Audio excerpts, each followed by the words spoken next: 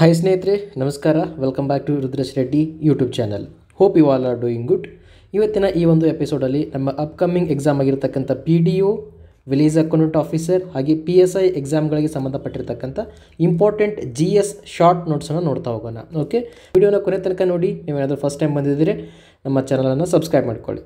ಮೊದಲೇ ಪಾಯಿಂಟ್ ಏನು ತೆಗೆದುಕೊಳ್ತಾ ಇದ್ದೀವಿ ಅಂದರೆ ರಾಜಾರಾಮ್ ಮೋಹನ್ ರಾಯ್ ಅವ್ರ ಬಗ್ಗೆ. Okay, that is the first point. ಇವರಿಗೆ ರಾಜ ಅಂತ ಬಿರುದನ್ನು ಕೊಟ್ಟಿರ್ತಕ್ಕಂಥವ್ರು ಯಾರಂದರೆ ಅಕ್ಬರ್ II. ಕೇಳ್ಬೋದು ಪ್ರಶ್ನೆಯನ್ನು, ರಾಜಾರಾಮ್ ಮೋಹನ್ ರಾಯ್ ಅವರಿಗೆ ರಾಜ ಎಂಬ ಬಿರುದನ್ನು ನೀಡಿದವರು ಯಾರು ಅಂತ ಹೇಳಿ. ನೆಕ್ಸ್ಟ್, ಇವರು ಬರೆದಿರ್ತಕ್ಕಂಥ ಇಂಪಾರ್ಟೆಂಟ್ ಪುಸ್ತಕ ಯಾವುದಂದರೆ ಸಂವಾದ ಕೌಮುದಿ.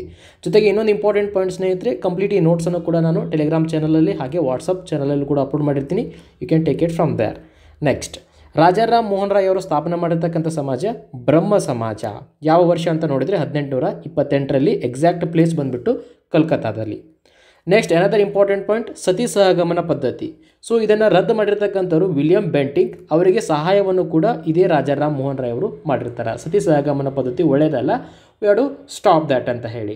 ಯಾವ ವರ್ಷದಲ್ಲಿ ಸ್ಟಾಪ್ ಆಯಿತು ಸತಿ ಸಹಗಮನ? 1829ರಲ್ಲಿ ರದ್ದತಿ.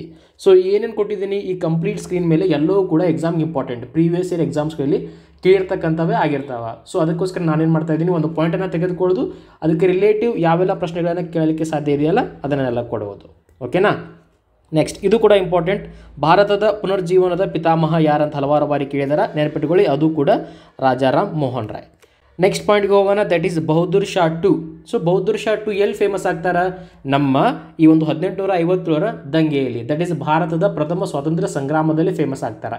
ಯಾಕಂದರೆ ಕಂಪ್ಲೀಟ್ 1857ರ ಸ್ವತಂತ್ರ ಸಂಗ್ರಾಮದ ಮುಂದಾಳತ್ವವನ್ನು ಲೀಡರ್ ಆಗಿ ಕಾರ್ಯನಿರ್ವಹಿಸಿರ್ತಕ್ಕಂಥವ್ರು ಬಹದ್ದೂರ್ ಶಾ II ಅವರು. ಎಲ್ಲಿಂದ? ದೆಹಲಿಯಿಂದ. ಓಕೆನಾ? ನೆಕ್ಸ್ಟ್, 1857ರಲ್ಲಿ ಅಂತ ಗೊತ್ತಾಯಿತು. ಇವನ ಪೆನ್ ನೇಮ್ ಏನಂತ ಕೇಳ್ತಾರೆ? ನೆನಪಿಟ್ಟುಕೊಳ್ಳಿ, Jafar. His pen name is Jafar. ಕೇಳ್ಬೋದು ಆ ಪ್ರಶ್ನೆ, ಅದಕ್ಕೋಸ್ಕರ ಹೈಲೈಟ್ ಮಾಡ್ತಾ ಇದ್ದೀನಿ. ನೆಕ್ಸ್ಟ್ ಪಾಯಿಂಟ್ ಬಂದುಬಿಟ್ಟು ಹುಯೆನ್ ತ್ಸಾಂಗ್ ಬಗ್ಗೆ, ವೆರಿ ಇಂಪಾರ್ಟೆಂಟ್. ಹುಯೆನ್ ತ್ಸಾಂಗ್ ಏನು ಕೇಳ್ಬೋದು ಇವನ ಬಗ್ಗೆ? ಈತ ಯಾರ ಮನೆತನಕ್ಕೆ ಭೇಟಿ ನೀಡಿದ್ದ ಅಥವಾ ಯಾರ ಆಳ್ವಿಕೆಯಲ್ಲಿ ಅಂತ ಕೇಳ್ಬೋದು? ಹರ್ಷವರ್ಧನನ ಆಳ್ವಿಕೆಯಲ್ಲಿ. ನೆಕ್ಸ್ಟ್ ಪಾಯಿಂಟ್, ಬಾಣಭಟ್ಟನ ಬಗ್ಗೆ ನೋಡೋಣ. ಬಾಣಭಟ್ಟ ಬರೆದಿರೋ ಪುಸ್ತಕ ಈ ಹರ್ಷವರ್ಧನನ ಮೇಲೆ ಹರ್ಷಚರಿತೆ ಅಂತ ಹೇಳಿ ಕೇಳಬಹುದು. ಹರ್ಷಚರಿತೆ ಪುಸ್ತಕವನ್ನು ಬರೆದವರು ಯಾರು? ಬಾಣಭಟ್ಟ. ನಾಟ್ ಓನ್ಲಿ ಬಾಣಭಟ್ಟ, ಇವನ್ ಹರ್ಷವರ್ಧನನು ಕೂಡ ಒಬ್ಬ ಗ್ರೇಟ್ ಪೋಯೆಟ್ ಆಗಿರ್ತಾನೆ. ಅವನು ಹಲವಾರು ಬುಕ್ಸನ್ನು ಬರೀತಾನೆ. ಯಾವ್ಯಾವುದು? ರತ್ನಾವಳಿ, ಪ್ರಿಯದರ್ಶಿಕ, ನಾಗಾನಂದ. ಮೂರು ಕೂಡ ಸೂಪರ್ ಇಂಪಾರ್ಟೆಂಟ್, ಎಲ್ಲವನ್ನು ಕೂಡ ಎಕ್ಸಾಮಲ್ಲಿ ಕೇಳಿದ್ದಾರೆ. ಹರ್ಷವರ್ಧನನು ಬರೆದ ಪುಸ್ತಕಗಳು ರತ್ನಾವಳಿ, ಪ್ರಿಯದರ್ಶಿಕ ಹಾಗೆ ನಾಗಾನಂದ. ನೆಕ್ಸ್ಟ್, ಹುಯೆನ್ ತ್ಸಾಂಗನ ಅನದರ್ ಇಂಪಾರ್ಟೆಂಟ್ ಪರ್ಸನ್ ವಿಸಿಟ್ ಮಾಡಿರ್ತಕ್ಕಂಥವನು ಪಾಹಿಯಾನ. ಯಾರ ಟೈಮ್ ಪೀರಿಯಡಲ್ಲಿ ಭಾರತಕ್ಕೆ ಬಂದ? ಚಂದ್ರಗುಪ್ತ II ಟೈಮ್ ಪೀರಿಯಡಲ್ಲಿ ಭಾರತಕ್ಕೆ ಬಂದ. ಚಂದ್ರಗುಪ್ತ II ಮನೆತನದಲ್ಲಿ ನಾವು ನೋಡೋ ಇಂಪಾರ್ಟೆಂಟ್ ಪರ್ಸನಾಲಿಟೀಸ್ ಯಾರು? ನವರತ್ನರು. ಕೇಳ್ತಾರೆ, ನವರತ್ನರು ಯಾರ ಆಸ್ಥಾನದಲ್ಲಿದ್ದರು ಅಂತ ಹೇಳಿ. ನೆನ್ಪಿಟ್ಕೊಳ್ಳಿ, ನವರತ್ನರು ಬರೋದು ನಮಗೆ ಚಂದ್ರಗುಪ್ತ II ಆಸ್ಥಾನದಲ್ಲಿ. ಹಾಗೆ ನಿಮಗೊಂದು ಪ್ರಶ್ನೆ, ನವಮಣಿಗಳು ಯಾರ ಆಸ್ಥಾನದಲ್ಲಿ ಕಂಡುಬರ್ತಾರೆ? ಇದನ್ನು ನೀವು ಕಮೆಂಟಲ್ಲಿ ಹೇಳಬೇಕು ನನಗೆ, ನವಮಣಿಗಳು ಯಾರ ಆಸ್ಥಾನದಲ್ಲಿ. ನೆಕ್ಸ್ಟ್, ಐರನ್ ಪಿಲ್ಲರ್ ಅನ್ನೋದು ಕೂಡ ಚಂದ್ರಗುಪ್ತ IIಗೆ ಸಂಬಂಧಪಟ್ಟಿರ್ತಕ್ಕಂಥದ್ದು. ಇದನ್ನು ಯಾವುದರಿಂದ ಮಾಡಿದ್ದಾರೆ ಅಂದರೆ ರಾಟ್ ಐರನ್. ನೆನಪಿಟ್ಕೊಳ್ಳಿ, ಇದನ್ನು ಯಾವುದರಿಂದ ಮಾಡಿದ್ದಾರೆ ಅಂದರೆ ರಾಟ್ ಐರನ್. ಇದನ್ನು ರಾಟ್ ಐರನ್ನಿಂದ ಮಾಡಿರೋ ಸಲುವಾಗಿ ಇಲ್ಲಿಯವರೆಗೂ ಇದಕ್ಕೆ ಜಂಗ್ ಹಿಡಿದಿಲ್ಲ. ಯಾವುದೇ ರೀತಿಯಾಗಿರ್ತಕ್ಕಂಥ ಜಂಗ್ ಹಿಡಿದೇ ಇರಲಿಕ್ಕೆ ಕಾರಣ because of using this wrought iron ಅಂತ ನಿಮಗೆ ಗೊತ್ತಿರಬೇಕು. ಇದಿಷ್ಟು ಪಾಯಿಂಟ್ ಪಾಹಿಯಾನ ಹಾಗೆ ಸರೌಂಡಿಂಗ್. ನೆಕ್ಸ್ಟ್, ಮತ್ತೊಬ್ಬ ಯಾತ್ರಿಕ ನಮ್ಮ ಭಾರತಕ್ಕೆ ಭೇಟಿ ನೀಡಿರೋನು ಯಾರು? ಎಸ್, ಇಬ್ನ ಬಟೂಟಾ ಅಥವಾ ಇಬ್ನ ಬತೂತಾ ಅಂತ ಕೂಡ ನೀವು ಓದ್ಬೋದು. ಯಾರ ಟೈಮ್ ಪೀರಿಯಡಲ್ಲಿ ಭಾರತಕ್ಕೆ ಬಂದ? ಮೊಹಮ್ಮದ್ ಬಿನ್ ತುಘಲಕನ ಟೈಮ್ ಪೀರಿಯಡಲ್ಲಿ. ಈ ಮೊಹಮ್ಮದ್ ಬಿನ್ ತುಘಲಕ್ ಏನಂತ ಕರೀತಾರೆ? ಹುಚ್ಚು ದೊರೆ, ಐಲು ದೊರೆ ಅಂತೇಳಿ ಕರೀತಾರೆ. ಯಾಕಂದರೆ ಈತ ತಂದಿರತಕ್ಕಂಥ ಕೆಲವೊಂದಿಷ್ಟು ನಿಯಮಗಳು. ಸೊ ಅದರಿಂದಾಗಿ ಈತನಿಗೆ ಹುಚ್ಚು ದೊರೆ ಅಂತ ಬಿರುದು ಬಂತು. ಯಾಕೆ? ಫಸ್ಟ್ ಆಫ್ ಆಲ್, ದೆಹಲಿಯಿಂದ ದೇವಗಿರಿಗೆ ತನ್ನ ರಾಜಧಾನಿಯನ್ನು ವರ್ಗಾವಣೆ ಮಾಡಿರೋ ಸಲುವಾಗಿ. ಎರಡನೇ point, token currency. Almost 5 important ಈ ರೂಲ್ಸನ್ನು ತರ್ತಾನೆ, ಅವೆಲ್ಲವೂ ಫೇಲ್ ಆಗ್ತಾವೆ. ಅದಕ್ಕೋಸ್ಕರ ಈತನಿಗೆ ಐಲು ದೊರೆ ಅಂತೇಳಿ ಕರೀತಾರೆ. ನೆಕ್ಸ್ಟ್, ಈ ಮೊಹಮ್ಮದ್ ಬಿನ್ ತುಘಲಕನ ಕಾಲದಲ್ಲಿ ಇಬ್ನ ಬಟೂಟಾ ಬಂದಿರ್ತಾನಲ್ಲ, ಇವನ ಕಾಜಿಯಾಗಿ ಕೂಡ ಕೆಲಸವನ್ನು ಮಾಡ್ತಾನೆ. Qazi is nothing but it is related to court, ನ್ಯಾಯಾಲಯಕ್ಕೆ ಸಂಬಂಧಪಟ್ಟಿರ್ತಕ್ಕಂಥದ್ದು. ಸರಿನಾ? ಸೊ ಅಲ್ಲಿ ಕೆಲಸ ಮಾಡಿರ್ತಕ್ಕಂಥವನು ಇಬ್ನ ಬಟೂಟಾ. ಹಾಗೆ ಈತ ಬರೆದಿರೋ ಪುಸ್ತಕದ ಬಗ್ಗೆ ಎಕ್ಸಾಮಲ್ಲಿ ಕೇಳ್ತಾರೆ, PSIಯಲ್ಲಿ ಕೂಡ ಕೇಳಿದ್ದಾರೆ, ರೆಹೆಲ್ಲಾ. ಓಕೆ, ರೆಹೆಲ್ಲಾ ಪುಸ್ತಕವನ್ನು ಬರೆದಿರೋರು ಇಬ್ನ ಬಟೂಟಾ. ಈತ ಬಂದಿರೋದು ಮೊಹಮ್ಮದ್ ಬಿನ್ ತುಘಲಕನ ಆಸ್ಥಾನಕ್ಕೆ. ಇದಿಷ್ಟು ಮಾಹಿತಿ ನಮಗೆ ಗೊತ್ತಿರಬೇಕು. ನೆಕ್ಸ್ಟ್ ಪಾಯಿಂಟ್, ಗೌತಮಿ ಪುತ್ರ ಶಾತಕರ್ಣಿಯ ಬಗ್ಗೆ ನೋಡೋಣ. ಗೌತಮಿ ಪುತ್ರ ಶಾತಕರ್ಣಿ ಅಂತ ಹೆಸರನ್ನು ಗಮನಿಸಿದಾಗ ಒಂದು ಪಾಯಿಂಟ್ ಕ್ಲಿಯರ್ ಆಯಿತು. ಸ್ಟಾರ್ಟಿಂಗಲ್ಲಿ ಹೆಣ್ಣು ಮಗಳ ಹೆಸರು ಬಂದಿದೆ ಅಂತ ಹೇಳಿ, ದಟ್ ಈಸ್ ಗೌತಮಿ. ಸೊ ಇದರಿಂದ ಏನು ಗೊತ್ತಾಗ್ತದೆ? ಯಾವ ಒಂದು ರಾಜಮನೆತನದಲ್ಲಿ ತಮ್ಮ ಹೆಸರಿನೊಂದಿಗೆ ಹೆಣ್ಣು ಮಕ್ಕಳ ಹೆಸರನ್ನು ಸೇರಿಸ್ಕೊಳ್ತಾ ಇದ್ರು ಅಂತ. So that is nothing but ಶಾತವಾಹನರು. ಹೆಣ್ಣು ಮಕ್ಕಳ ಹೆಸರನ್ನು ಸೇರಿಸ್ಕೊಳ್ತಕ್ಕಂಥ ಒಂದೇ ಒಂದು ಮನೆತನ, ದಟ್ ಈಸ್ ಶಾತವಾಹನ. ಇವನ್ ನೋಡ್ತಾ ಇದ್ರಿ ನೀವು, ಗೌತಮಿಯ ಪುತ್ರ ಶಾತಕರ್ಣಿ, ಇದು ಆತನ ತಾಯಿಯ ಹೆಸರು. ಸರಿನಾ? ನೆಕ್ಸ್ಟ್, ಶಾತವಾಹನರ ಸ್ಥಾಪಕ ಇಂಪಾರ್ಟೆಂಟ್ ಸಿಮುಖ ಈ ಮನೆತನವನ್ನು ಸ್ಟಾರ್ಟ್ ಮಾಡಿರ್ತಕ್ಕಂಥದ್ದು. ಇವರ ರಾಜಧಾನಿಗಳು ಪ್ರಮುಖವಾಗಿ ಪ್ರತಿಷ್ಠಾನ, ಇವನ್ ಅಮರಾವತಿ ಕೂಡ ಇವರು ತಮ್ಮ ರಾಜಧಾನಿಯನ್ನಾಗಿ ಮಾಡ್ಕೊಂಡಿರ್ತಕ್ಕಂಥದ್ದು. ಎರಡನ್ನೂ ಕೂಡ ನೆನಪಿಟ್ಟುಕೊಳ್ಳಿ. ಎಕ್ಸಾಂಪಲ್ ಯಾವ್ದು ಬೇಕಾದರೂ ಕೇಳಬಹುದು ಅಥವಾ ಎರಡನ್ನೂ ಕೂಡ ಕೊಡಬಹುದು, ಪ್ರತಿಷ್ಠಾನ ಮತ್ತು ಅಮರಾವತಿ. ಅನದರ್ ಇಂಪಾರ್ಟೆಂಟ್ ಪಾಯಿಂಟ್ ಶಾತವಾಹನರ ಬಗ್ಗೆ ನೋಡಬೇಕಾದ್ರೆ ಬ್ರಾಹ್ಮಣರಿಗೆ ಭೂಮಿದಾನ, ವೆರಿ ವೆರಿ ಇಂಪಾರ್ಟೆಂಟ್. ಇದನ್ನು ಕೇಳ್ತಾರೆ, ಬ್ರಾಹ್ಮಣರಿಗೆ ಭೂಮಿಯನ್ನು ದಾನವನ್ನಾಗಿ ನೀಡಿರುವ ಮನೆತನ ಅಥವಾ ರಾಜವಂಶ ಯಾವುದು ಅಂತ ಹೇಳಿ. So that is nothing but that is none other than ಶಾತವಾಹನರು. ಓಕೆ, ಏನು ಮಾಡ್ತಾ ಇದ್ರು ಅಂದರೆ ಇವರು ಬ್ರಾಹ್ಮಣರಿಗೆ ಭೂಮಿಯನ್ನು ದಾನವನ್ನಾಗಿ ನೀಡ್ತಾ ಇದ್ದರು. ಕೇಳಬಹುದು ಈ ಪ್ರಶ್ನೆ, ಇಂಪಾರ್ಟೆಂಟ್, ನೆನಪಿಟ್ಕೊಳ್ಳಿ. ನೆಕ್ಸ್ಟ್ ಪಾಯಿಂಟ್, ರುದ್ರದಮನ್ ಬಗ್ಗೆ ಕೂಡ ಎಕ್ಸಾಮಲ್ಲಿ ಕೇಳಿದಾರ. ಏನು ಕೇಳಿದಾರ? ಜುನಾಗಢ ಶಾಸನ. ಸೊ ನೆನಪಿಟ್ಕೊಳ್ಳಿ, ರುದ್ರದಮನ್ ಅಂತ ಬಂದರೆ ಜುನಾಗಢ ಶಾಸನ. ಎಲ್ಲಿದೆ ಜುನಾಗಢ ಶಾಸನ? ಗುಜರಾತಲ್ಲಿದೆ. ನಮ್ಮ ನರೇಂದ್ರ ಮೋದಿ ಅವರು ಕೂಡ ಅದೇ ರಾಜ್ಯದಿಂದ ಬಂದಿರತಕ್ಕಂಥವ್ರು. ಓಕೆನಾ? Next, another important point which we can expect in the exam, Gir national park ಕೇಳ್ತಾರೆ. ಗಿರ್ ನ್ಯಾಷನಲ್ ಪಾರ್ಕ್ ಯಾವ ರಾಜ್ಯದಲ್ಲಿ ಕಂಡುಬರುತ್ತದೆ? ಅದು ಕಂಡುಬರುವುದು ಗುಜರಾತ್ನಲ್ಲಿ. ಓಕೆನಾ? ನೆಕ್ಸ್ಟ್, ಪಶ್ಚಿಮ ಬಂಗಾಳದಲ್ಲಿ ಕಂಡುಬರ್ತಕ್ಕಂಥ ಇಂಪಾರ್ಟೆಂಟ್ ಯಾವುದು ನ್ಯಾಷನಲ್ ಪಾರ್ಕ್? ಸುಂದರ್ಬನ್ಸ್. ಇದನ್ನು ಕೂಡ ನೀವು ನೆನ್ಪಿಟ್ಕೊಳ್ಳಿ. ಅಲ್ಲಿ ಸುಂದರಿ ಮರಗಳು ಕಂಡುಬರ್ತಾವೆ, ಅದಕ್ಕೋಸ್ಕರ ಸುಂದರ್ಬನ್ಸ್. ಸರಿನಾ? ಮ್ಯಾಂಗ್ರೋವ್ ಕಾಡುಗಳು ಅಂತೇಳಿ ಕರೀತಾರೆ, ಅದನ್ನು ಕೂಡ ನೆನಪಿಟ್ಕೊಳ್ಳಿ. ಮ್ಯಾಂಗ್ರೋವ್ ಕಾಡುಗಳು ಈ ಸುಂದರ್ಬನ್ಸಲ್ಲಿ ಕಂಡುಬರ್ತಕ್ಕಂಥದ್ದು. ಓಕೆ, ಭಾರತದ ಮೊದಲ ನದಿ ದ್ವೀಪ ಯಾವುದಂತ ಕೇಳ್ತಾರೆ, ಅದು ಕೂಡ ಇಂಪಾರ್ಟೆಂಟ್, ಮಜೌಲಿ ಅಂತ ನೆನಪಿಟ್ಕೊಳ್ಳಿ. ಮಜೌಲಿ. ಸರಿನಾ? ಮಜೌಲಿ. ಅತ್ಯಂತ ದೊಡ್ಡ ನ್ಯಾಷನಲ್ ಪಾರ್ಕ್ ಯಾವುದಂತ ಕೇಳಿದರೆ ಹೇಮಿಸ್, ಅದನ್ನು ಕೂಡ ನೆನಪಿಟ್ಕೋಬೇಕು ನೀವು. ಫಸ್ಟ್ ಆರಂಭಗೊಂಡಿರ್ತಕ್ಕಂಥ ನ್ಯಾಷನಲ್ ಪಾರ್ಕ್ ಯಾವುದಂತ ಕೇಳಿದರೆ ಜಿಮ್ ಕಾರ್ಬೆಟ್, ಇದು ಕೂಡ ಇಂಪಾರ್ಟೆಂಟ್. ಫಸ್ಟ್ ಆರಂಭಗೊಂಡಿರ್ತಕ್ಕಂಥ ನ್ಯಾಷನಲ್ ಪಾರ್ಕ್ ಜಿಮ್ ಕಾರ್ಬೆಟ್. ಎಲ್ಲದಪ್ಪ ಜಿಮ್ ಕಾರ್ಬೆಟ್? ಇದು ಕಂಡುಬರೋದು ಉತ್ತರಾಖಂಡಲ್ಲಿ. ಓಕೆನಾ? Next, another important point, Uttarakhand ಅಂತ ನೋಡಿದಾಗ ನಮಗೆ ಇಲ್ಲಿ ಕಂಡುಬರೋದು ಒಂದು, that is flower valley. Okay, ಪುಷ್ಪ ಕಣಿವೆ ಅಂತೇಳಿ ಕರಿತೀವಿ ನಾವು. ಕೇಳ್ತಾರೆ ಇದನ್ನು, ಪುಷ್ಪ ಕಣಿವೆ ಯಾವ ರಾಜ್ಯದಲ್ಲಿ ಕಂಡುಬರುತ್ತದೆ? ಇದು ಕಂಡುಬರೋದು ಉತ್ತರಾಖಂಡಲ್ಲಿ. ಇದ್ರ ಜೊತೆಗೆ ಇನ್ನೊಂದು ಬರುತ್ತೆ, ಸೈಲೆಂಟ್ ವ್ಯಾಲಿ, ದಟ್ ಈಸ್ ಮೌನ ಕಣಿವೆ ಅಂತೇಳಿ ಕರಿತೀವಿ. ಅದೇ ಎಲ್ಲಿ ಕಂಡು ಬರ್ತದೆ ಅಂತ ಕೇಳಿದರೆ ಕೇರಳ ಅಂತ ನೆನಪಿಟ್ಕೋಬೇಕು. ಕೇರಳದಲ್ಲಿ ಜಾಸ್ತಿಯಾಗಿ ನಾವು ರಬ್ಬರ್ ಬೆಳೆಯೋದನ್ನು ನೋಡ್ತೀವಿ. ರಬ್ಬರ್ ಹೈಯೆಸ್ಟ್ ಎಲ್ಲಿ ಬೆಳೆಯೋ ಅಂತ ಕೇಳಿದರೆ ಕೇರಳ ಅಂತ ಗೊತ್ತಿರಬೇಕು. ಸರಿನಾ? ಹಾಗೆ ಮಧ್ಯಪ್ರದೇಶದಲ್ಲಿ ಕಂಡುಬರ್ತಕ್ಕಂಥ ಇಂಪಾರ್ಟೆಂಟ್ ನ್ಯಾಷನಲ್ ಪಾರ್ಕ್ ಹೇಳ್ತಾರೆ, ನೆನಪಿಟ್ಕೊಳ್ಳಿ. ಒಂದು ಪನ್ಹಾ, ಇನ್ನೊಂದು ಕನ್ಹಾ, ಎರಡು ಕೂಡ ನೆನಪಿಟ್ಕೋಬೇಕು ನೀವು. ಎಲ್ಲಿ ಕಂಡುಬರ್ತಾವೆ ಇವು? ಎರಡು ಕಂಡುಬರೋದು ನಮಗೆ MP, ದಟ್ ಈಸ್ ಮಧ್ಯಪ್ರದೇಶ್. ಓಕೆನಾ? ನೆಕ್ಸ್ಟ್, ನಿಮ್ಗೊಂದು ಪ್ರಶ್ನೆ ಕೇಳ್ತೀನಿ, ಕಮೆಂಟ್ ಸೆಕ್ಷನ್ ತಿಳಿಸಿ. ಸಲೀಂ ಅಲಿ, ಓಕೆ, ಸಲೀಂ ಅಲಿ ಪಾರ್ಕ್ ಎಲ್ಲಿ ಕಂಡುಬರ್ತದೆ, ನ್ಯಾಷನಲ್ ಪಾರ್ಕ್ ಎಲ್ಲಿ ಅಂತ ಕಮೆಂಟ್ ಸೆಕ್ಷನ್ ತಿಳಿಸಿ. That is first point. ಎರಡನೇದು Sultanpur. Okay, Sultanpur national park. ಎರಡನ್ನೂ ಕೂಡ ನೀವು ಕಮೆಂಟಲ್ಲಿ ತಿಳಿಸಬೇಕು, ಎಲ್ಲಿ ಅಥವಾ ಯಾವ ರಾಜ್ಯದಲ್ಲಿ ಕಂಡುಬರ್ತಾವ. ಸೊ ಇದಿಷ್ಟು ಮಾಹಿತಿ ರುದ್ರದಮನ್ ಬಗ್ಗೆ ಅಸೋಸಿಯೇಟೆಡ್. ನೆಕ್ಸ್ಟ್ ಬರೋದು ದುಂಡು ಮೇಜಿನ ಸಭೆಗಳು, that is nothing but round table conference ಅಂತ ಕರಿತೀವಿ ಇಂಗ್ಲೀಷಲ್ಲಿ. ಮೊದಲ ದುಂಡು ಮೇಜಿನ ಸಭೆ ಆರಂಭಗೊಂಡಿರ್ತಕ್ಕಂಥದ್ದು 1931ರಲ್ಲಿ. ಇವನ್ ಎರಡನೇದು ಕೂಡ 1931, ಮೂರನೇದು ಬಂದುಬಿಟ್ಟು 1932. ಇದರಿಂದ ಏನು ಗೊತ್ತಾಯಿತು? ಟೋಟಲ್ ಆಗಿ 3 ದುಂಡು ಮೇಜಿನ ಸಭೆಗಳು ಜರುಗಿರೋದು ಗೊತ್ತಾಯಿತು. 3 ದುಂಡು ಮೇಜಿನ ಸಭೆಗಳು ಎಲ್ಲಿ ಜರುಗಿದವು? ಎಸ್, ಪ್ಲೇಸ್ ಕೂಡ ಇಂಪಾರ್ಟೆಂಟ್. ಇದು ಜರುಗಿರ್ತಕ್ಕಂಥದ್ದು ಲಂಡನ್ನಲ್ಲಿ. ನೆಕ್ಸ್ಟ್, ಎಕ್ಸಾಮ್ಗೆ ಕೇಳ್ತಕ್ಕಂಥ ಇನ್ನೊಂದು ಇಂಪಾರ್ಟೆಂಟ್ ಪಾಯಿಂಟ್, ಮಹಾತ್ಮ ಗಾಂಧೀಜಿಯವರು ಪಾಲ್ಗೊಂಡಿರ್ತಕ್ಕಂಥ ದುಂಡು ಮೇಜಿನ ಸಮ್ಮೇಳನ ಯಾವುದಂತ ಕೇಳ್ತಾರೆ. ಎರಡನೇ ದುಂಡು ಮೇಜಿನ ಸಮ್ಮೇಳನ, ದಟ್ ಈಸ್ ನಥಿಂಗ್ ಬಟ್ 1931ರಲ್ಲಿ ಮಹಾತ್ಮ ಗಾಂಧೀಜಿಯವರು ಪಾಲ್ಗೊಂಡಿರ್ತಕ್ಕಂಥದ್ದು. ನೆಕ್ಸ್ಟ್ ಪಾಯಿಂಟ್, ಸೊ ಈ 3 ದುಂಡು ಮೇಜಿನ ಸಭೆಯಲ್ಲಿ ಪಾಲ್ಗೊಂಡರನ್ನು ಕೇಳಿದರೆ ನೆನಪಿಟ್ಕೊಳ್ಳಿ, ತೇಜ್ ಬಹದ್ದೂರ್ ಸಪ್ರು ಮತ್ತು B.R. Ambedkar. Very very important. 3 ದುಂಡು ಮೇಜಿನ ಸಮ್ಮೇಳನದಲ್ಲಿ ಪಾಲ್ಗೊಂಡಿರ್ತಕ್ಕಂಥ ವ್ಯಕ್ತಿಗಳು ತೇಜ್ ಬಹದ್ದೂರ್ ಸಪ್ರು ಹಾಗೆ B.R. ಅಂಬೇಡ್ಕರ್. ಸರಿನಾ? ನೆಕ್ಸ್ಟ್, ಇವಾಗ ಸ್ವಲ್ಪ INC ಬಗ್ಗೆ ನೋಡ್ತಾ ಹೋದರೆ ಯಂಗೆಸ್ಟ್ ಪ್ರೆಸಿಡೆಂಟ್ ಯಾರಂತ ಕೇಳಿದರೆ ಎಕ್ಸಾಂಪಲ್ ನೆನಪಿಟ್ಕೊಳ್ಳಿ, ಮೌಲಾನಾ ಅಬುಲ್ ಕಲಾಂ ಆಜಾದ್. ಇದೇನೋ ಆರಂಭಗೊಂಡಿರೋದು 1885. ದಟ್ ಈಸ್ ವೆಲ್ ನೋನ್, ಎಲ್ಲರಿಗೂ ಗೊತ್ತಿರ್ತಕ್ಕಂಥದ್ದು. Indian National Congress. ಓಕೆ, ಅದು ಆರಂಭಗೊಂಡಿರೋದು 1885ರಲ್ಲಿ. ಅದರ ಯಂಗೆಸ್ಟ್, ಅತ್ಯಂತ ಚಿಕ್ಕ ವಯಸ್ಸಿನಲ್ಲೇ ಪ್ರೆಸಿಡೆಂಟ್ ಆಗಿ ಕಾರ್ಯನಿರ್ವಹಿಸಿರ್ತಕ್ಕಂಥವ್ರು ಮೌಲಾನಾ ಅಬುಲ್ ಕಲಾಂ ಆಜಾದ್. ಅವರು ಬರೆದಿರೋ ಪೇಪರ್ ಯಾವುದು?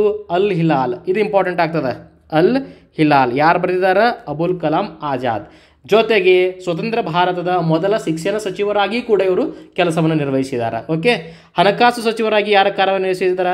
Let me know in the comment section. Okay, ಇವರ ಜನ್ಮ ದಿನೋತ್ಸವವನ್ನು ನಾವು 1ನೇ ನವೆಂಬರ್ ಅಂದು ಆಚರಣೆ ಮಾಡ್ತೀವಿ. ಅದಕ್ಕೋಸ್ಕರ ಇದನ್ನು ನ್ಯಾಷನಲ್ ಎಜುಕೇಷನಲ್ ಡೇ ಅಂತ ಕೂಡ ಸೆಲೆಬ್ರೇಟ್ ಮಾಡ್ತೀವಿ. ಸರಿನಾ? ಮೌಲಾನಾ ಅಬುಲ್ ಕಲಾಂ 1st ನವಂಬರ್, ಹಾಗೆ ನ್ಯಾಷನಲ್ ಎಜುಕೇಷನ್ ಡೇ. ಸೊ ಇದಿಷ್ಟು ಮಾಹಿತಿ little bit about Indian youngest president ಆಗಿರ್ತಕ್ಕಂಥದ್ದು. ನೆಕ್ಸ್ಟ್ ಪಾಯಿಂಟ್, ಮತ್ತೊಬ್ಬ ವ್ಯಕ್ತಿ ಸುಭಾಷ್ ಚಂದ್ರ ಬೋಸ್. ಇವ್ರ ಬಗ್ಗೆ ಕೂಡ ನಾವು ಎಕ್ಸಾಮಲ್ಲಿ ಪ್ರಶ್ನೆಗಳನ್ನು ಎಕ್ಸ್ಪೆಕ್ಟ್ ಮಾಡ್ಬೋದು. ಇವರು ಕೂಡ ಇಂಡಿಯನ್ ನ್ಯಾಷನಲ್ ಕಾಂಗ್ರೆಸ್ನ ಅಧ್ಯಕ್ಷರಾಗಿ ಕೆಲಸವನ್ನು ಮಾಡಿದ್ದಾರೆ. ಪ್ರಮುಖವಾಗಿ ಹರಿಪುರ ಸೆಷನಲ್ಲಿ 1938ರಲ್ಲಿ ಕೇಳ್ತಾರೆ ಯಾವ ಒಂದು ಅಧಿವೇಶನದಲ್ಲಿ ಇವರು ಅಧ್ಯಕ್ಷರಾಗಿ ಕಾರ್ಯನಿರ್ವಹಿಸಿದ್ದಾರೆ ಅಂತೇಳಿ 1938ರ ಹರಿಪುರ ಸೆಷನ್. ಆದರೆ ಇಮಿಡಿಯೇಟ್ ಇಯರ್ 1939ರಲ್ಲಿ ಇವರೇ ಗೆದ್ದಿರ್ತಾರೆ, ಇವರೇ INC ಅಧ್ಯಕ್ಷರಾಗೂ ಎಲ್ಲ ಚಾನ್ಸಸ್ ಇರ್ತದೆ. ಬಟ್ ಅಂಥ ಸಮಯದಲ್ಲಿ ಸುಭಾಷ್ ಚಂದ್ರ ಬೋಸ್ ಅವರಿಗೂ ಗಾಂಧೀಜಿಯವರಿಗೂ ಒಂದು ವೈಮನಸ್ಸು ಉಂಟಾಗ್ತದೆ, ಅವರಿಬ್ಬರ ನಡುವೆ ಬಿರುಕು ಉಂಟಾಗ್ತದೆ. ಅವಾಗ ಏನು ಹೇಳ್ತಾರೆ ಗಾಂಧೀಜಿಯವರು, ಸುಭಾಷ್ ಚಂದ್ರ ಬೋಸ್ ಅವರು INC ಅಧ್ಯಕ್ಷರಾಗಲಿಕ್ಕೆ ಬೇಡ, ಅವರು ಆಗೋದು ಬೇಡ, ಪಟ್ಟಾಭಿ ಸೀತಾರಾಮಯ್ಯನವರ ಮಾಡಿ ಅಂತ ಹೇಳ್ತಾರೆ. ಸೊ ಇದರಿಂದಾಗಿ ಸುಭಾಷ್ ಚಂದ್ರ ಬೋಸ್ ಮತ್ತು ಗಾಂಧೀಜಿಯ ನಡುವೆ ಬಿರುಕು ಮೂಡ್ತದೆ. ಇದನ್ನು ಕೂಡ ಕೇಳ್ಬೋದು. 1939ರ ತ್ರಿಪುರಾ ಸೆಷನ್ನಲ್ಲಿ ತ್ರಿಪುರಾ ಸೆಷನ್ನಲ್ಲಿ ಸುಭಾಷ್ ಚಂದ್ರ ವಿರುದ್ಧ ನಿಂತಿರ್ತಕ್ಕಂಥವ್ರು ಯಾರು? ಪಟ್ಟಾಭಿ ಸೀತಾರಾಮಯ್ಯ. ಇಂಪಾರ್ಟೆಂಟ್, ನೆನಪಿಟ್ಕೊಳ್ಳಿ, ಪಟ್ಟಾಭಿ ಸೀತಾರಾಮಯ್ಯ. ಸೊ ಈ ಭಿನ್ನಾಭಿಪ್ರಾಯದಿಂದ ಏನು ಮಾಡ್ತಾರೆ, 1939ರಲ್ಲಿ ಸುಭಾಷ್ ಚಂದ್ರ ಬೋಸ್ ಅವರು ರಿಸೈನ್ ಮಾಡ್ತಾರೆ. ಓಕೆ, ನಾ INC ಹೆಡ್ ಆಗಿರೋದು ನಿಮ್ಗೆ ಇಷ್ಟ ಇಲ್ಲಲ್ಲ, ಓಕೆ ಅಲ್ಲಿ ರಿಸೈನ್ ಅಂತ ಬಿಟ್ಟು ಹೋಗ್ತಾರೆ. ಬಿಟ್ಟು ಹೋಗಿ ಏನು ಮಾಡ್ತಾರೆ, ಫಾರ್ವರ್ಡ್ ಬ್ಲಾಕನ್ನು ಆರಂಭ ಮಾಡ್ತಾರೆ. ಇಂಪಾರ್ಟೆಂಟ್, ಕೇಳ್ತಾರೆ, ಫಾರ್ವರ್ಡ್ ಬ್ಲಾಕ್ ಯಾವಾಗ ಆರಂಭಗೊಂಡಿತ್ತು? 1939ರಲ್ಲಿ. ಓಕೆನಾ, ಸುಭಾಷ್ ಚಂದ್ರ ಬೋಸ್ ಬಗ್ಗೆ ಇದಿಷ್ಟು ಮಾಹಿತಿ. ನೆಕ್ಸ್ಟ್ ಗಾಂಧೀಜಿಯವ್ರ ಬಗ್ಗೆ ಮಾತಾಡ್ತಾ ಇದ್ವಿ, ಮತ್ತೇನು ಕೇಳ್ಬೋದು ಅವ್ರ ಬಗ್ಗೆ? ಅವರ ಆತ್ಮಚರಿತ್ರೆ ಬಗ್ಗೆ ಕೇಳ್ತಾರೆ. ಆ ಪುಸ್ತಕದ ಹೆಸರು ಮೈ ಎಕ್ಸ್ಪೆರಿಮೆಂಟ್ ವಿತ್ ಟ್ರೂತ್ ಅಂತ ಹೇಳಿ, ಗಾಂಧೀಜಿ ಅವರ ಆತ್ಮಚರಿತ್ರೆಯ ಹೆಸರು. ಹಾಗೆ ಇವರು ಬರೆದಿರೋ ಪೇಪರ್ಸನ್ನು ಎಕ್ಸಾಮಲ್ಲಿ ಕೇಳಿದ್ದಾರೆ, ಮುಂದೆ ಕೇಳ್ತಾರೆ. ಯಾವ್ಯಾವುದು? Hind Swaraj, Navajivan, Harijan, Indian Opinion. ಪ್ರಮುಖವಾಗಿ ಹರಿಜನನ್ನು PSIಯಲ್ಲಿ ಕೇಳಿದ್ದಾರೆ, ನೆನಪಿಟ್ಟುಕೊಳ್ಳಿ. ಹರಿಜನ್ ಪುಸ್ತಕದ ಲೇಖಕರು ಯಾರು ಅಂತ ಹೇಳಿ, that is none other than Mahatma Gandhiji ಅವರು.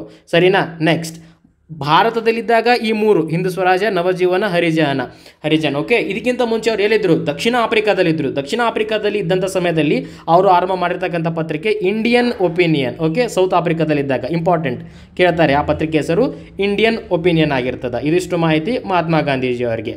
ನೆಕ್ಸ್ಟ್ ಪಾಯಿಂಟ್, ಬಂಗಾಳದ ವಿಭಜನೆ ಬಗ್ಗೆ. ಓಕೆ, ಬಂಗಾಳದ ವಿಭಜನೆ ಬಗ್ಗೆ FDAದಲ್ಲಿ ಎಕ್ಸಾಮಲ್ಲಿ ಕೇಳಿದ್ದಾರೆ. ಏನಂತ ಎಕ್ಸಾಕ್ಟ್ ಡೇಟ್ ಕೇಳಿದ್ದಾರೆ. ತುಂಬ ಜನಕ್ಕೆ ಏನು ಗೊತ್ತು, 1905ರಲ್ಲಿ ಬಂಗಾಳದ ವಿಭಜನೆ ಆಯಿತು ಅಂತ ಹೇಳಿ. ಬಟ್ ಅವ್ರೇನು ಮಾಡಿದರು, just make a question little trick, exact ಡೇಟನ್ನು ಕೇಳಿಬಿಟ್ಟಿದ್ರು. ಸೊ 1905 ಅಕ್ಟೋಬರ್ 16ರಂದು ಬಂಗಾಳದ ವಿಭಜನೆಯನ್ನು ಘೋಷಿಸಲಾಯಿತು. ಎಕ್ಸಾಮಲ್ಲಿ 17, 18, 19 ಈ ರೀತಿ ಕೊಟ್ಟಿದ್ದರು. ಸೊ ಗೊತ್ತಿರಲಿ ನಿಮಗೆ, ಎಕ್ಸಾಕ್ಟ್ ಡೇಟನ್ನು ಕೂಡ ಕೇಳ್ತಾ ಇದ್ದಾರೆ. ರೀಸೆಂಟ್ ಎಕ್ಸಾಮಲ್ಲಿ ಅಕ್ಟೋಬರ್ 16, 1905ರಲ್ಲಿ ಬಂಗಾಳದ ವಿಭಜನೆ ಆಗಿರ್ತಕ್ಕಂಥದ್ದು. ಯಾರು ಮಾಡಿದರು ಇದನ್ನು? ಆಗಿನ ಕಾಲದ ಲಾರ್ಡ್ ಕರ್ಜನ್ ಅವರು ಮಾಡಿರ್ತಕ್ಕಂಥದ್ದು. ಓಕೆ, 1905ರಲ್ಲಿ ವಿಭಜನೆ ಆಯಿತು. ನೆಕ್ಸ್ಟ್ ಅದನ್ನು ಜಾಯಿನ್ ಮಾಡ್ತಾರೆ, ಮತ್ತೆ ಕ್ಯಾನ್ಸಲ್ ಮಾಡಿ ಜೋಡಿಸ್ತಾರೆ. ಯಾವಾಗ? ದಟ್ ಇಸ್ 1911ರಲ್ಲಿ. ಸೊ ಆಗಿದ್ದಿರ್ತಕ್ಕಂಥ ವ್ಯಕ್ತಿ ಯಾರು? Lord Hardinge two. ಇಂಪಾರ್ಟೆಂಟ್, ಒಂದು ಲಾರ್ಡ್ ಕರ್ಜನ್ ವಿಭಜನೆ ಆದಂಥ ಸಮಯದಲ್ಲಿ. ನೆಕ್ಸ್ಟ್ ಬರೋದು ಜೋಡಣೆ ಆಗಿರೋದು, ಅದು ಯಾವಾಗ ಅಥವಾ ಯಾರಿದ್ರು ಅವಾಗ? Lord Hardinge to. ಎಕ್ಸಾಕ್ಟ್ ವರ್ಷ ಬಂದುಬಿಟ್ಟು 1911ರಲ್ಲಿ. ಇವ್ರ ಮೇಲೆ ಬಾಂಬನ್ನು ಕೂಡ ಹಾಕಿರ್ತಾರೆ. ಯಾರಂತ ಕೇಳ್ಬೋದು? ರಾಶ್ ಬಿಹಾರಿ ಘೋಷ್. ಓಕೆ, ರಾಶ್ ಬಿಹಾರಿ ಘೋಷ್ ಅವರು ಲಾರ್ಡ್ ಹಾರ್ಡಿಂಗ್ ಟೂನ್ ಮೇಲೆ ಬಾಂಬನ್ನು ಹಾಕಿರ್ತಾರೆ. ಎಕ್ಸಾಮಲ್ಲಿ ಕೇಳ್ಬೋದು, ಅದನ್ನು ಕೂಡ ನೀವು ನೆನಪಿಟ್ಕೊಳ್ಳಿ. Next point about home rule ಚಳುವಳಿ. Okay, so before discussing about this home rule ಚಳುವಳಿ, ನಾನು ಮಾಡ್ತಕ್ಕಂಥ ಕಂಟೆಂಟ್ ನಿಮಗೆ ಇಷ್ಟ ಆಗಿತ್ತಂದರೆ ದಯವಿಟ್ಟು ನಮ್ಮ ಚಾನಲ್ನ ಸಬ್ಸ್ಕ್ರೈಬ್ ಮಾಡ್ಕೊಳ್ಳಿ. ಹಾಗೆ ಬೆಲ್ ಐಕನ್ ಮೇಲೆ ಕ್ಲಿಕ್ ಮಾಡಿ ನಿಮ್ಮ ಅನಿಸಿಕೆಗಳನ್ನು ಕಮೆಂಟಲ್ಲಿ ತಿಳಿಸಿ. ಹಾಗೆ ನಿಮ್ಮ ಸ್ನೇಹಿತರಿಗೂ ಕೂಡ ಶೇರ್ ಮಾಡಿ. ಸೊ ಇದರಿಂದ ನನಗೆ ಮತ್ತಷ್ಟು ಮೋಟಿವೇಶನ್ ಸಿಗ್ತದೆ. ಇದೇ ರೀತಿಯಾಗಿರ್ತಕ್ಕಂಥ ವಿಡಿಯೋಗಳನ್ನು ಮತ್ತಷ್ಟು ನಿಮ್ಮ ಮುಂದೆ ತರಲಿಕ್ಕೆ ಪ್ರಯತ್ನ ಮಾಡ್ತಾ ಇರ್ತೀನಿ. Okay, coming back to the topic, home rule ಚಳುವಳಿ ಅಂದರೆ ಏನು? ಸೆಲ್ಫ್ ರೂಲ್ ಅಂದರೆ ನಾವು ಆಡಳಿತ ಮಾಡ್ತೀವಿ ಅನ್ನೋದು. ಈ ಹೋಮ್ ರೂಲ್ ಚಳುವಳಿ ಅಂತ ಬಂದಾಗ ಫಸ್ಟ್ ಪ್ರಮುಖವಾಗಿ ಪಾತ್ರ ವಹಿಸ್ತಕ್ಕಂಥವ್ರು ಯಾರಂದರೆ ಬಾಲಗಂಗಾಧರ್ ತಿಲಕ್. ಸೊ ಇವರು ಯಾವುದನ್ನು ತಮ್ಮ ಹೆಡ್ ಕ್ವಾರ್ಟರ್ ಆಗಿ ಮಾಡ್ಕೊಂಡಿರ್ತಾರೆ ಈ ಹೋಮ್ ರೂಲ್ ಚಳವಳಿಗೆ ಅಂತ ನೋಡಿದರೆ, ಮಹಾರಾಷ್ಟ್ರದಲ್ಲಿನ ಪುಣೆಯನ್ನು ತಮ್ಮ ಹೆಡ್ ಕ್ವಾರ್ಟರ್ ಆಗಿ ಮಾಡ್ಕೊಂಡಿರ್ತಾರೆ. ಇವರ ಒಂದು ಘೋಷಣೆ ಬಗ್ಗೆ ರಿಪೀಟೆಡ್ ಆಗಿ ಪ್ರಶ್ನೆಗಳು ಬಂದಿರ್ತದೆ. ಏನದು? ಸ್ವರಾಜ್ಯ ನನ್ನ ಜನ್ಮಸಿದ್ಧ ಹಕ್ಕು, ಅದನ್ನು ನಾನು ಪಡೆದೇ ತಿರುತ್ತೇನೆ. Swaraj is my birth right and I shall have it ಅಂತ ಹೇಳಿದ್ದಾರೆ. ಇದನ್ನು ತುಂಬ ಸಾರ್ತಿ PC ಆ್ಯಂಡ್ PSIಯಲ್ಲಿ ಕೇಳಿದ್ದಾರೆ, ನೆನ್ಪಿಟ್ಟುಕೊಳ್ಳಿ. ಈ ಒಂದು ಘೋಷಣೆಯನ್ನು ಹೇಳಿದವರು ಯಾರು? ನೆಕ್ಸ್ಟ್, ಇವರು ಹೊರಡಿಸತಕ್ಕಂಥ 2 ಪತ್ರಿಕೆಗಳ ರಿಲೇಟೆಡ್ ಕೂಡ ಎಕ್ಸಾಮಲ್ಲಿ ಬಂದಿದೆ. ದಟ್ ಈಸ್ ಮರಾಠಿ ಮತ್ತು ಕೇಸರಿ. ಈ 2 ಇಂಪಾರ್ಟೆಂಟ್ ಪತ್ರಿಕೆಗಳು. ಯಾರು ಹೊರಡಿಸಿರೋದು? ಬಾಲ್ ಗಂಗಾಧರ್ ತಿಲಕ್. ಕೇಸರಿ ಬಂದುಬಿಟ್ಟು ಮರಾಠಿ ಲ್ಯಾಂಗ್ವೇಜಲ್ಲದ, ಮರಾಠಿ ಭಾಷೆಯಲ್ಲದ. ಹಾಗೆ ಮರಾಠಿ ಬಂದುಬಿಟ್ಟು ಇಂಗ್ಲೀಷ್ ಭಾಷೆಯಲ್ಲದ. ಜನರಿಗೆ ಸ್ವಲ್ಪ ಕನ್ಫ್ಯೂಸ್ ಆಗ್ತದೆ.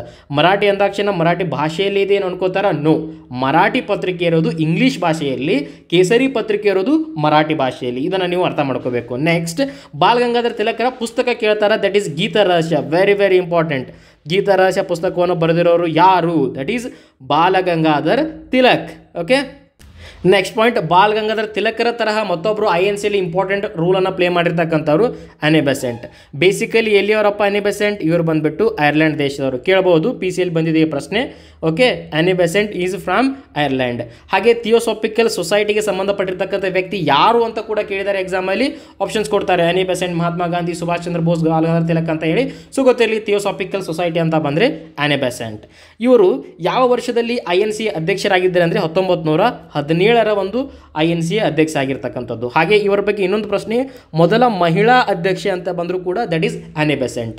ಮೊದಲ ಮಹಿಳಾ ಅಧ್ಯಕ್ಷೆ ಅಂದರೆ ಆನಿ ಬೆಸೆಂಟ್. ಭಾರತದ ಮೊದಲ ಮಹಿಳಾ ಅಧ್ಯಕ್ಷೆ ಅಂತ ಬಂದರೆ ಸರೋಜಿನಿ ನಾಯ್ಡು. ಈ ಎರಡು ಪಾಯಿಂಟನ್ನು ನೀವು ಕ್ಲಿಯರ್ ಮಾಡ್ಕೊಂಡಿರಬೇಕು. First women that is Annie Besant, first Indian women that is Sarojini Naidu. ಈ ಸರೋಜಿನಿ ನಾಯ್ಡು ಅವರಿಗೆ ಏನಂತೇಳಿ ಕರಿತೀವಿ ನಾವು? ಭಾರತದ ಕೋಗಿಲೆ ಅಂತೇಳಿ ಕರಿತೀವಿ ಅಲ್ವಾ? ಇಂಪಾರ್ಟೆಂಟ್, ಕೇಳಬಹುದು, ಸಿಂಪಲ್ ಆಗಿದೆ, but they may ask the question, ಭಾರತದ ಕೋಗಿಲೆ ಯಾರು? Who is the Indian nightingale? That is Sarojini Naidu.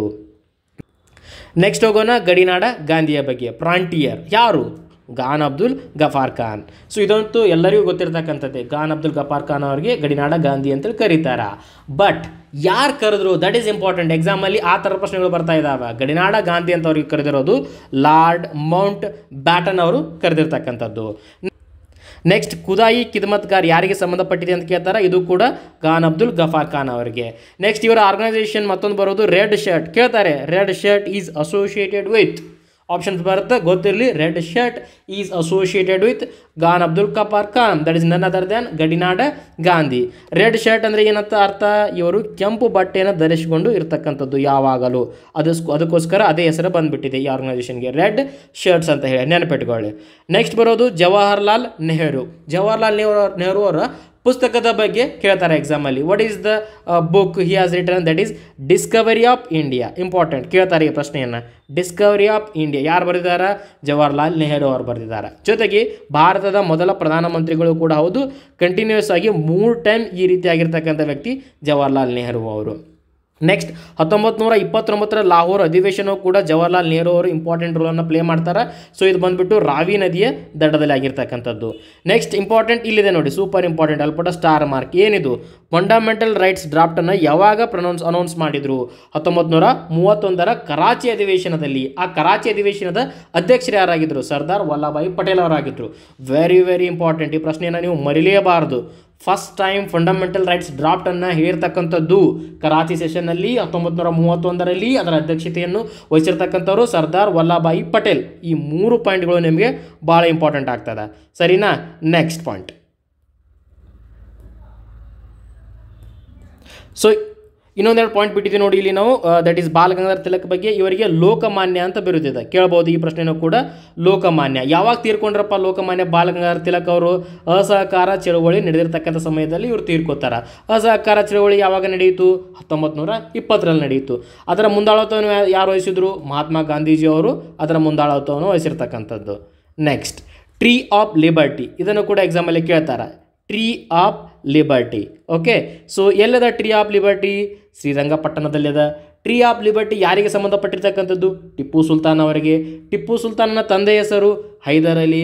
Even Jacobin ಕ್ಲಬ್ನ ಮೆಂಬರ್ ಆಗಿ ಕೂಡ ಟಿಪ್ಪು ಸುಲ್ತಾನ್ ಅವರು ಇರ್ತಕ್ಕಂಥದ್ದು. ಇಂಪಾರ್ಟೆಂಟ್, ಈ ಪ್ರಶ್ನೆಯನ್ನು ಕೇಳ್ತಾರೆ. ಜಾಕೋಬಿಯನ್ ಕ್ಲಬ್ನ ಮೆಂಬರ್ ಯಾರಂತ PCL ಆಲ್ರೆಡಿ ಬಂದಿದೆ. ಸೊ ನಾವು ವಿಲೇಜ್ ಅಕೌಂಟ್ ಆಫೀಸರ್ಗೆ ಎಕ್ಸ್ಪೆಕ್ಟ್ ಮಾಡಬಹುದು, ಗೊತ್ತಿರಲಿ, ಟಿಪ್ಪು ಸುಲ್ತಾನ್. ನೆಕ್ಸ್ಟ್ ಟಿಪ್ಪು ಸುಲ್ತಾನ್ ಅಥವಾ ಹೈದರ್ ಅಲಿ ಅಂತ ಬಂದಾಗ 4 ಆಂಗ್ಲೋ ಮೈಸೂರು ಯುದ್ಧಗಳು ನಮಗೆ ಇಂಪಾರ್ಟೆಂಟ್ ಆಗ್ತಾವೆ. ಟೋಟಲ್ 4 ನಡೀತಾವೆ, ಆಂಗ್ಲರಿಗೂ ಮತ್ತು ಮೈಸೂರಿನವರಿಗೂ. ಯಾವ್ಯಾವುದು? 1ನೇದು, 2ನೇದು, 3ನೇದು, 4ನೇದು. ಮೊದಲೇದಾಗಿರೋದು 1767ರಿಂದ 69, ದಟ್ ಈಸ್ ಫಸ್ಟ್. 1780ರಿಂದ 1782 ಸೆಕೆಂಡ್. 1790ರಿಂದ 1792 ಥರ್ಡ್. ಹಾಗೆ ಕೊನೆಯದಾಗಿ 1799. ಇದು ಇಂಪಾರ್ಟೆಂಟ್, ನೆನಪಿಟ್ಕೊಳ್ಳಿ. ಕೊನೆಯ ಆಂಗ್ಲೋ ಮೈಸೂರು ಯುದ್ಧ ಆಗಿರೋದು 1799ರಲ್ಲಿ. ಆ ಒಂದು ಸಮಯದಲ್ಲಿ ಟಿಪ್ಪು ಸುಲ್ತಾನ್ ಮರಣವನ್ನು ಅಪ್ಪಿದ. ಹಾಗೆ ಈ ಶ್ರೀರಂಗಪಟ್ಟಣ ಒಪ್ಪಂದದ ಬಗ್ಗೆ ಕೂಡ ಎಕ್ಸಾಮಲ್ಲಿ ಕೇಳಿದ್ದಾರೆ. ಯಾವಾಗಾಯಿತು ಶ್ರೀರಂಗಪಟ್ಟಣದ ಒಪ್ಪಂದ ಅಂತ ಕೇಳಿದರೆ 3ನೆಯ ಆಂಗ್ಲೋ ಮೈಸೂರು ಕದನದಲ್ಲಿ. ನೀವು ನನ್ನ ಕಮೆಂಟ್ ಸೆಕ್ಷನಲ್ಲಿ 1ನೇ ಆಂಗ್ಲೋ ಮೈಸೂರು, 2ನೇ ಆಂಗ್ಲೋ ಮೈಸೂರು ಕದನದಲ್ಲಿ ಆಗಿರ್ತಕ್ಕಂಥ treaty, that is nothing but important, ಒಪ್ಪಂದದ ಹೆಸರೇನಂತ ಕಮೆಂಟ್ ಸೆಕ್ಷನಲ್ಲಿ ತಿಳಿಸಿ, ಸರಿನಾ? ನೆಕ್ಸ್ಟ್ ಮಹಾತ್ಮ ಗಾಂಧಿಯವರ ಬಗ್ಗೆ ಏನು ಎಕ್ಸ್ಪೆಕ್ಟ್ ಮಾಡ್ಬೋದು? ಇವರು ಇಂಡಿಯನ್ ನ್ಯಾಷನಲ್ ಕಾಂಗ್ರೆಸ್ನ ಅಧ್ಯಕ್ಷರಾಗಿ ಕೇವಲ 1 ಟೈಮ್ ಮಾತ್ರ ಆಯ್ಕೆಯಾಗಿದ್ದಾರೆ. ಓನ್ಲಿ 1 ಟೈಮ್ ಇವರು ಕಾರ್ಯನಿರ್ವಹಿಸಿರ್ತಕ್ಕಂಥದ್ದು. ಯಾವ ಅಧಿವೇಶನ ಅಂತ ಎಕ್ಸಾಮಲ್ಲಿ ಬಂದಿದೆ? Very important. ನಮ್ಮ ಕರ್ನಾಟಕದ ಬೆಳಗಾವಿಯಲ್ಲಿ. ಯಾವ ವರ್ಷ? 1924ರಲ್ಲಿ. ಇದು ಫಂಡಮೆಂಟಲ್ ರೈಟ್ಸ್ ಅಂತ ಗೊತ್ತಾಯಿತು ನಿಮಗೆ. ಸರ್ದಾರ್ ವಲ್ಲಭಾಯಿ ಪಟೇಲ್ ಅವರು INC ಅಧ್ಯಕ್ಷರಾಗಿದ್ದರು 1931ರಲ್ಲಿ. ಅಂಥ ಸಮಯದಲ್ಲಿ ಜವಾಹರ್ಲಾಲ್ ನೆಹರು ಅವರು ಫಂಡಮೆಂಟಲ್ ರೈಟ್ಸ್ನ ಡ್ರಾಫ್ಟನ್ನು ಸಬ್ಮಿಟ್ ಮಾಡಿರ್ತಕ್ಕಂಥದ್ದು. ನೆಕ್ಸ್ಟ್ 1924ರಲ್ಲಿ ಗಾಂಧಿ ಆಗ್ತಾರೆ, 1925ರಲ್ಲಿ ಬಂದ್ಬಿಟ್ಟು ಸರೋಜಿನಿ ನಾಯ್ಡು ಅವರು ಆಗ್ತಾರೆ. 1925 ಎಲ್ಲಿ ಆಗ್ತದೆ? ಕಾನ್ಪುರದಲ್ಲಿ ಆಗಿರ್ತಕ್ಕಂಥ ಸೆಷನ್. ಈ ಇಂಡಿಯನ್ ನ್ಯಾಷನಲ್ ಕಾಂಗ್ರೆಸ್ ಬಗ್ಗೆ ಅಧ್ಯಯನ ಮಾಡಬೇಕಂತ ಸಮಯದಲ್ಲಿ ಸ್ಥಳಗಳು ಕೂಡ ಇಂಪಾರ್ಟೆಂಟ್ ಆಗ್ತದೆ. ಇವಾಗ ಗೊತ್ತಾಯಿತು 1925 ಕಾನ್ಪುರ ಅಂತ. ಹಾಗೆ ಫೈಜಾಪುರ್ ಅನ್ನೋದು ಇಂಪಾರ್ಟೆಂಟ್ ರೋಲನ್ನು ಪ್ಲೇ ಮಾಡ್ತದೆ ಎಕ್ಸಾಮಲ್ಲಿ. ಇದನ್ನು ಕೇಳಿದ್ದಾರೆ, SSC ಎಕ್ಸಾಮಲ್ಲಿ ಕೇಳಿದ್ದಾರೆ ನೋಡಿ. ಇದನ್ನು ಫೈಜಾಪುರ್ ಯಾಕೆ ಮಹತ್ವವನ್ನು ಪಡೆದುಕೊಂಡದ? ಗ್ರಾಮದಲ್ಲಿ ನಡೆದಿರ್ತಕ್ಕಂಥದ್ದು. ಈ ಇಂಡಿಯನ್ ನ್ಯಾಷನಲ್ ಕಾಂಗ್ರೆಸ್ ಇತಿಹಾಸದಲ್ಲಿ ಒಂದೇ ಒಂದು ಗ್ರಾಮದಲ್ಲಿ ಜರುಗಿರ್ತಕ್ಕಂಥ ಸಭೆ ಯಾವುದಂದರೆ ಫೈಜಾಪುರಲ್ಲಿ ಆಗಿರ್ತಕ್ಕಂಥದ್ದು. ಇಂಡಿಯನ್ ನ್ಯಾಷನಲ್ ಕಾಂಗ್ರೆಸ್ದು ಫೈಜಾಪುರ್. ಎಲ್ಲದ ಫೈಜಾಪುರ್? ಇದು ಕಂಡು ಬರೋದು ನಮಗೆ ಮೈಸೂರಲ್ಲಿ, ಮಹಾರಾಷ್ಟ್ರದಲ್ಲಿ. ಓಕೆ, ಫೈಜಾಪುರ್ ಸರಿನಾ? ಸೊ ಸ್ನೇಹಿತರೆ, ಇದಾಗಿತ್ತು ಇವತ್ತಿನ GS, ದಟ್ ಈಸ್ ಜನರಲ್ ಸ್ಟಡಿಯ ಶಾರ್ಟ್ ನೋಟ್ಸ್. ಸೊ ಈ ರೀತಿ ಮಾಡ್ತಕ್ಕಂಥ content, particularly the way what I teach today, so ಇಂಥ ಕಂಟೆಂಟ್ ನಿಮಗೆ ಇಷ್ಟ ಆಗಿತ್ತಂದರೆ ಕಮೆಂಟ್ ಸೆಕ್ಷನಲ್ಲಿ ತಿಳಿಸಿ. ಇದೇ ರೀತಿಯಾಗಿರ್ತಕ್ಕಂಥ ಪಾಯಿಂಟನ್ನು ತೆಗೆದುಕೊಳ್ಳೋದು, ಸರೌಂಡಿಂಗ್ ಪ್ರಶ್ನೆಗಳನ್ನು ಕೇಳ್ತಕ್ಕಂಥ ಆಪ್ಷನ್ ಇರ್ತಕ್ಕಂಥವುಗಳನ್ನು ಡಿಸ್ಕಸ್ ಮಾಡ್ತೀನಿ ಮುಂದಿನ ವೀಡಿಯೋಗಳಲ್ಲಿ. ಇಷ್ಟ ಆಗಿತ್ತಂದರೆ ಸಬ್ಸ್ಕ್ರೈಬ್ ಮಾಡ್ಕೊಳ್ಳಿ, ಕಮೆಂಟ್ ಮಾಡಿ. Thank you so much. Bye for now.